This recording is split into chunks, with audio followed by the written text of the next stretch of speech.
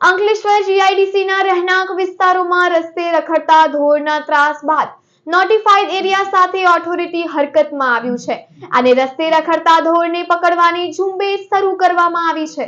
અંકલેશ્વર ઔદ્યોગિક વસાહતના રહેણાંક વિસ્તારમાં રખડતા પશુઓનો ત્રાસ જોવા મળી રહ્યો છે। તાજેતરમાં આખલાઓ બાખડતા વાહનોની અડફેટમાં લેવાના અને અકસ્માતમાં બનાવો સામે આવ્યા હતા, ત્યારે નોટિફાઈડ એરિયા ઓથોરિટીનું તંત્ર હરકતમાં આવ્યું છે। અંકલેશ્વર નોટિફાઈડ એરિયા ઓથોરિટી દ્વારા આજથી અંકલેશ્વર ઔદ્યોગિક વસાહતના રહેણાંક વિસ્તારોમાં રખડતા ઢોર પકડવાની ઝુંબેશ શરૂ કરવામાં આવી છે।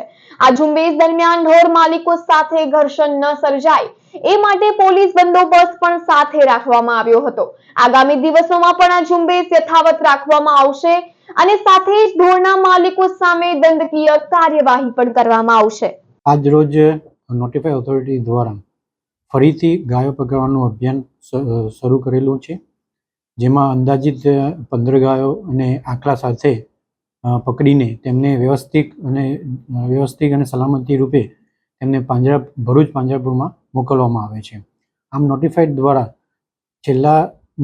છેલ્લા મહિનાથી સમયાંતરે ગાયો પકડવાનું ડ્રાઈવ શરૂ છે, જેથી નોટિફાઈડ વિસ્તારમાં રહેતા પબ્લિકને અને રાહદારીઓને કોઈપણ જાતનું નુકસાન ન થાય તેની તકેદારીના ભાગરૂપે નોટિફાઈડ વિસ્તાર દ્વારા સમયાંતરે આ ડ્રાઈવ કરવામાં આવે છે અને તે હજુ બી કરવામાં આવશે જ્યાં સુધી તેનો સારી રીતે નિકાલ ન થાય ત્યાં સુધી।